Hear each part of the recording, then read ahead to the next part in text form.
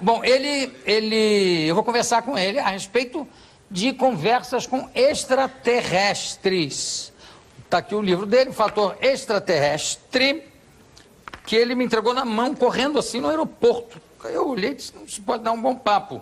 Da Zian Editora, Jean Val Elam, por favor.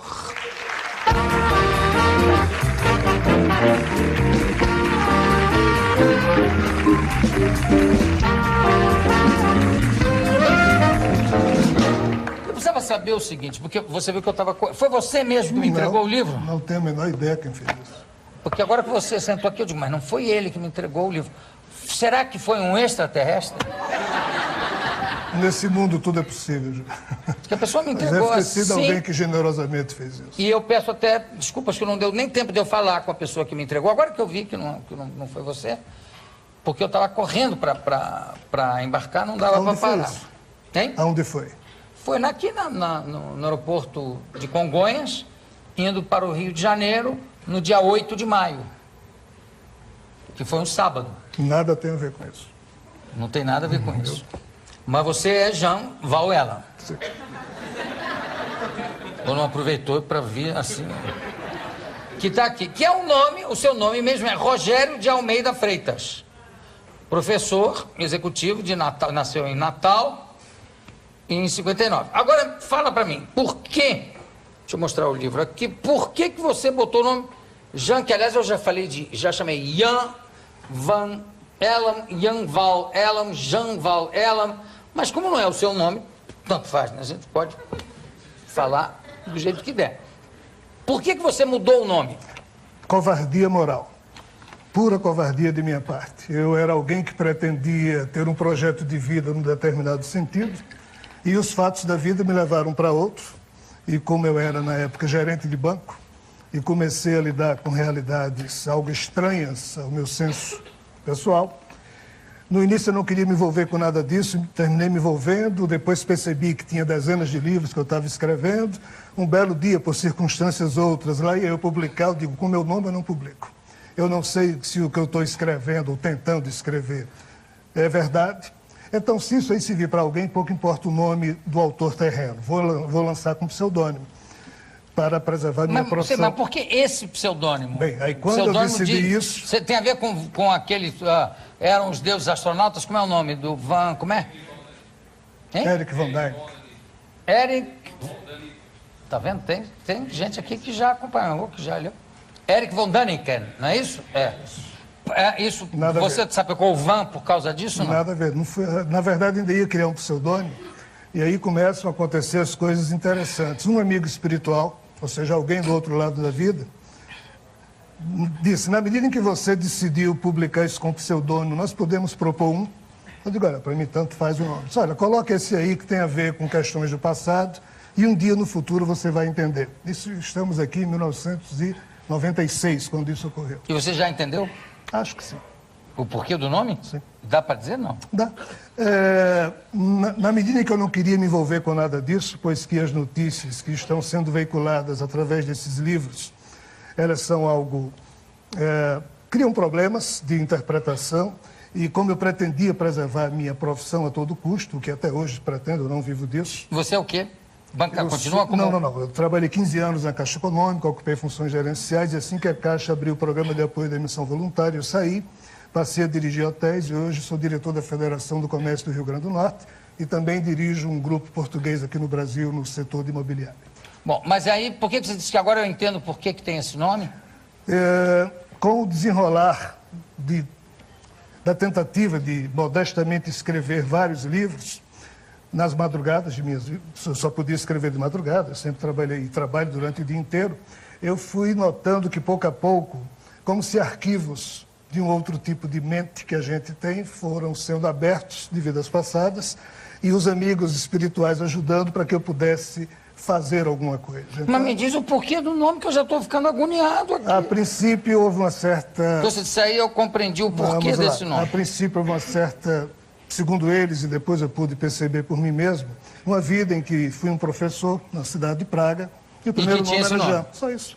O Val Elan remonta a fatos extraterrenos que eles tentam com isso chamar a atenção para o assunto. Você sabe por que eu chamei você aqui? Porque o que me chamou a atenção no livro foi que o livro é extraordinariamente bem escrito. Você escreve muito bem, tá? Eu acho que eu estrago tudo. Não, eu acho que você escreve muito bem, senão eu não teria... Sabe, eu vou ler um trecho do livro aqui só para dar uma ideia do que eu estou falando.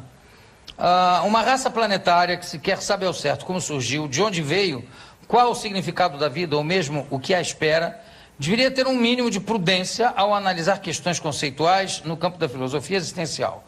Entretanto, como se movidos por algum tipo de orgulho doentio que nos cega e nos impede de analisar com melhores critérios o universo que nos cerca, mesmo não sabendo, entre aspas, muita coisa a respeito de coisa alguma, muitos pretendem afirmar com toda pretensão que somos o centro da criação universal. O conceito de antropocentrismo, palavra grega que entroniza o homem como centro de todas as coisas, é uma herança direta da cultura grega e vai por aí afora. Quer dizer, é um livro bem escrito, tá? Sem sombra de dúvidas. Agora, por que é que a gente... por que é que existe essa mistura? Aí me parece que... desculpa, eu estou perguntando porque é minha obrigação aqui fazer um certo tipo de pergunta. Por que de repente há essa mistura de extraterrestre com espírito... com o espírito dos atuais hóspedes do Popó? Quer dizer, por que de repente tem essa mistura de espiritismo com extraterrestre, com reencarnação? Isso não fica uma coisa meio confusa? A princípio, sim.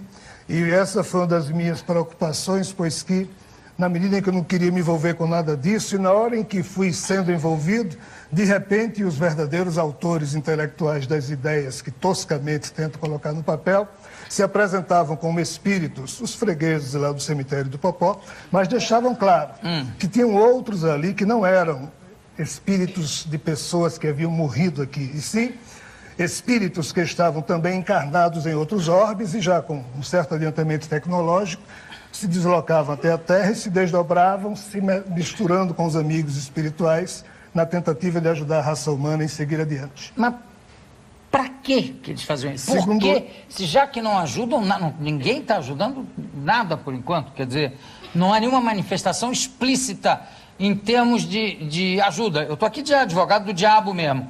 Porque, por exemplo, por que é que chegam...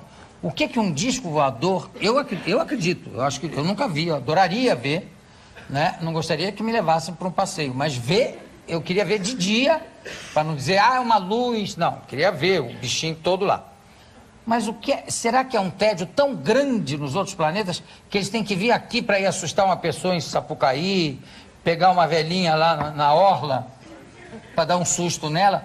Eu não entendo por que se há intenção de ajudar, não é uma coisa explícita. Vamos lá. O motivo teórico que eles me pediram para que eu escrevesse esses livros é um só.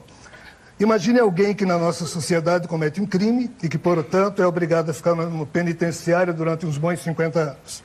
A sociedade aqui fora evolui e ele fica estacionado entre os muros da prisão. 50 anos depois, cumprida a pena, ele vai ser reintegrado à convivência com a sociedade. Como ele saiu de uma sociedade que evoluiu muito e ele não evoluiu, se ele for reintegrado sem um devido preparo psicológico informativo, ele pira. Muito bem. Nessa ótica de análise, esses seres informam que nós que estamos aqui na Terra, aí entra também a questão da reencarnação que você falou, reencarnando ciclicamente há muito tempo atrás. Os nossos espíritos adoeceram, perderam a simplicidade da alma e com isso nós perdemos a habilidade de sentir ternura uns pelos outros. Nos tornamos seres complicados e estamos aqui isolados da convivência com as demais civilizações cósmicas, só que já é chegado o momento da reintegração cósmica do nosso mundo.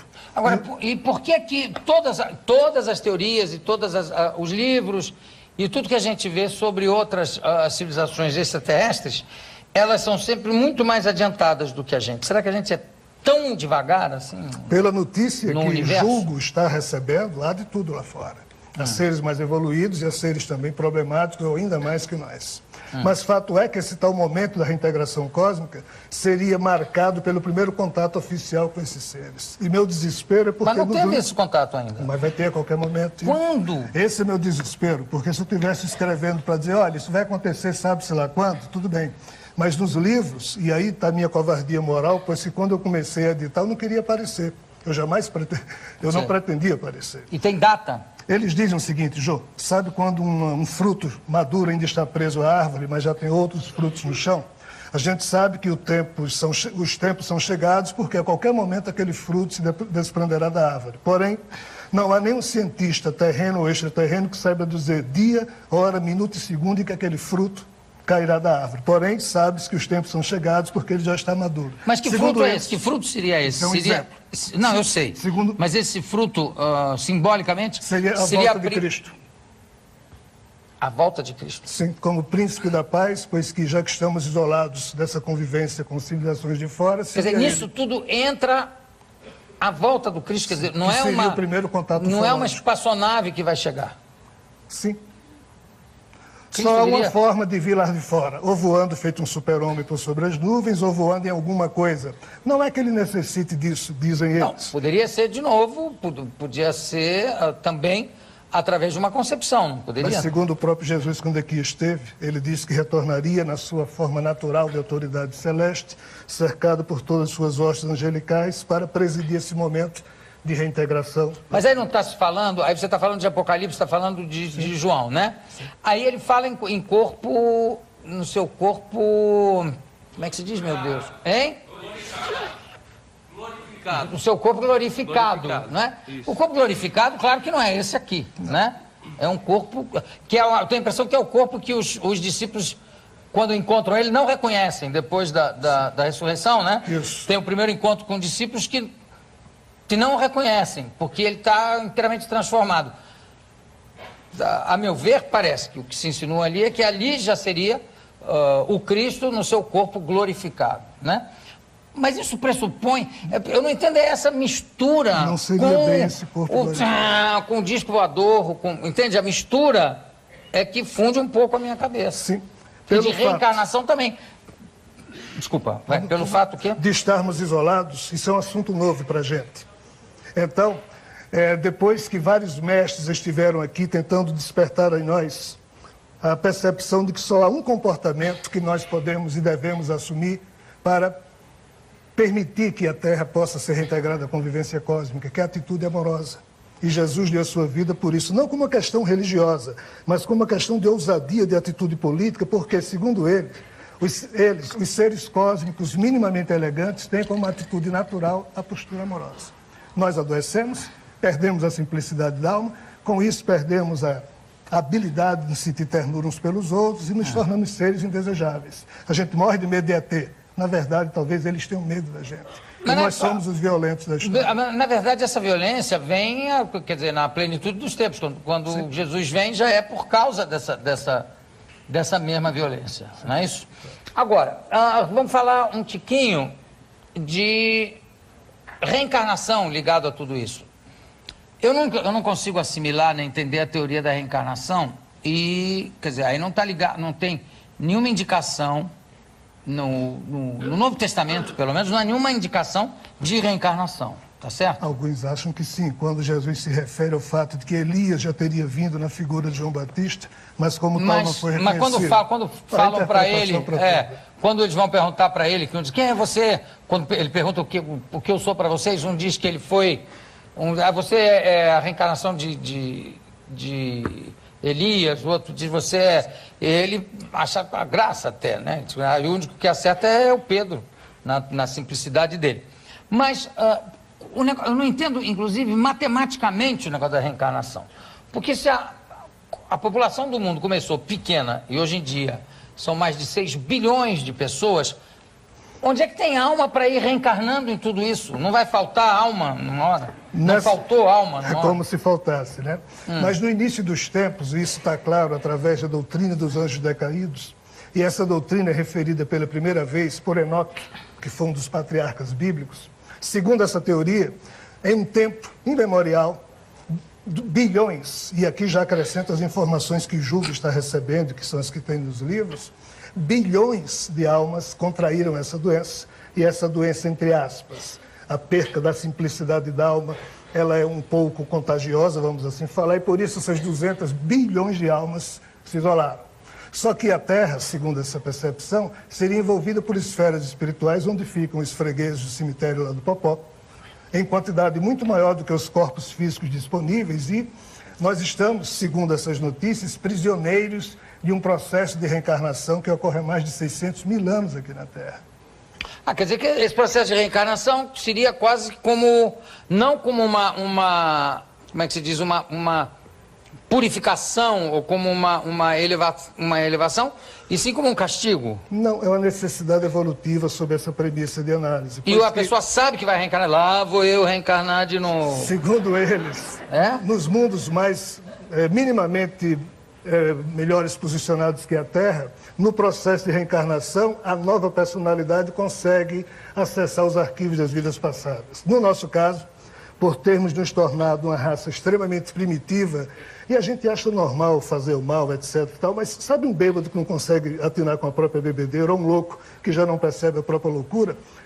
João, veja só, há uma música de Stevie Wonder chamada Saturno, em que ele diz, there is no sense to sit and watch people die. Não há sentido lá em Saturno as pessoas sentarem para assistir pessoas sendo mortas. E é a nossa diversão na Terra.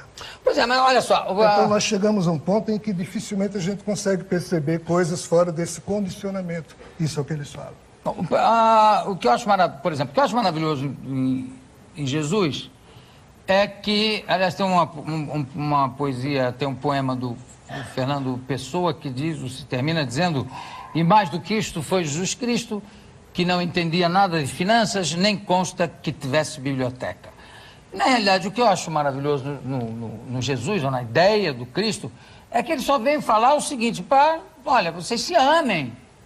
Só vem falar amor e perdão, só. Não tem toda a parte dogmática. E veio dizer também o seguinte: aqui é o meu corpo, aqui é esse vinho é o meu sangue, esse pão é o meu corpo. Façam isso para comemorar a minha memória, para celebrar a minha memória. Só isso que ele falou. Então, essa simplicidade, essa dificuldade de encarar essa coisa tão simples, né? É uma característica só do nosso mundo aqui, só da Terra? Nessa banda da galáxia, sim. Veja só, se você me perguntasse qual é a sua religião, é terrível. Eu lhe diria, Jô, a minha religião é a religião do mestre Ibn Arabi, que é a mesma de Jesus. Ibn Arabi foi um homem que viveu final do século XII, início do século XIII, andava com o camelo dele para ali, para acolá. Naquela época ele já era o ser humano mais moderno que hoje, mesmo no século XXI, eu acho. Ele dizia: meu coração se tornou capaz de todas as formas. É pastagem para as gazelas, convento para os monges, templo para os ídolos. É a caba do peregrino, a tábua da lei e o livro do Corão. Minha religião é a religião do amor. Seja qual for o caminho que os camelos tomem, esta é minha religião e minha fé. Ou seja, Ibn Arabi, no século XII, predicava e praticava o que Jesus disse. Mas século XII depois de Cristo. No auge do Islã, depois de Cristo já. Cristo já anteriormente, foi o primeiro a dizer só isso, né? Sim. Agora, o amor, você... religião do amor. Você que acredita na reencarnação, você já foi informado qual foi a reencarnação que mais te marcou? Quando eu não queria me envolver com nada disso, eles, entre aspas, mexeram nos meus centros memoriais e liberaram 3 encarnações, todas 3 muito complicadas. Uma delas, e foi a que me levou a escrever esses livros, pois a partir disso eu não tive mais como negar, foi naquele momento em que Jesus estava sendo crucificado e eu me vendo lá como um daqueles soldados crucificando Jesus. Para ser mais específico, o tal sargento lá, o centurião, que teve o azar de naquele dia comandar. Se eu chegar para vocês e dizer: Jô, você foi um soldado, você escuta por aqui, tudo bem, mas se alguém mexer na sua intimidade espiritual e você, como Jô Soares, começar a sentir coisas que seu cérebro não consegue atinar com o que é, pois que produto de coisas do passado, eu não enlouqueci porque eu tenho um mínimo de bom humor e também não tenho tempo para enlouquecer, pois tenho que trabalhar muito para sobreviver. E ninguém reencarna algum desconhecido? Por que sempre é A reencarnação é ligada a alguém que foi sentou o Paco Rabanne aqui e disse que eu era uma cortesã na corte de Pedro o Grande e também uma puta na corte de Catarina da Rússia. Espero que você tenha se divertido bastante. Não, mas a gente morreu de rir e tal. Mas você falou em 3. A gente está com pouco tempo, mas eu acho que essa aí já é uma fortíssima. Quais são as outras 2? Horríveis. Um guerreiro qualquer, enterrado até aqui, só com a cabeça de fora e os cavalos indo pisar. E a outra de um aleijado na Líbia, largado pelo pai e pela mãe, em que tive muitos problemas. Ou seja, não foi nada agradável. Depois disso é que eles disseram, olha, é o crucificado do meio que está te pedindo para você fazer isso. E eu com essas sensações todas, por isso que criei pseudônimo, por isso que jamais pretendia aparecer e por aí vai. Para a gente terminar num tom mais alegre, mais animado, você falou de estar enterrado com sua cabeça para fora. Você era um cristão perseguido nessa época? Não, isso foi antes do cristianismo. Foi bem antes. Porque dizem que no cristianismo pegaram uma vez um cristão, enterraram no meio da arena, só com a cabeça do lado de fora e soltaram um leão. E o imperador disse assim, olha, se você conseguir vencer do leão, você tem a vida salva. Soltaram o leão, ele enterrado aqui, o leão veio direto, na hora que o leão foi abocanhar o rosto dele, ele conseguiu se esquivar, o leão passou direto, quando o leão voltou, ele se esquivou para cá e abocanhou forte os testículos do leão. Enterrado aqui, e o leão começou... E dizem que a malta toda gritava, luta limpo, cristão, filha da puta!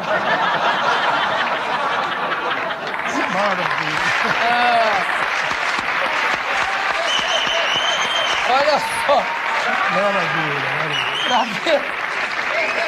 Você desculpa, mas quando eu vi você só com a cabecinha Não de fora, fui eu tal, viu? falei, será que era ele? Não fui eu tal, viu? Muito obrigado. Deixa eu me despedir de você usando o seu nome real, né? Eu conversei com Jan Val Elam Rogério de Almeida Freitas. Parabéns por ter assumido, inclusive, tudo isso, que não é uma coisa fácil de se assumir. São dezenas de livros. São quantos livros já?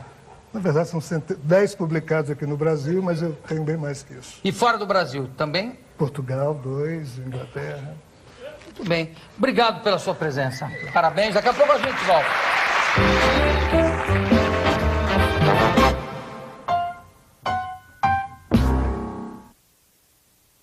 De minha parte. Eu era alguém que pretendia ter um projeto de vida num determinado sentido, e os fatos da vida me levaram para outro. E como eu era, na época, gerente de banco, e comecei a lidar com realidades algo estranhas ao meu senso pessoal, no início eu não queria me envolver com nada disso, terminei me envolvendo, depois percebi que tinha dezenas de livros que eu estava escrevendo. Um belo dia, por circunstâncias outras, lá ia eu publicar, eu digo, com meu nome eu não publico. Eu não sei... Você? Porque eu estava correndo para embarcar, não dava para parar. Isso? Hein? Aonde foi? Foi aqui no aeroporto de Congonhas, indo para o Rio de Janeiro, no dia 8 de maio, que foi um sábado. Nada tem a ver com isso. Não tem nada a ver com isso. Mas você é Jan Val Elam. Sim. Ou não aproveitou para vir assim... Que está aqui, que é um nome, o seu nome mesmo é Rogério de Almeida.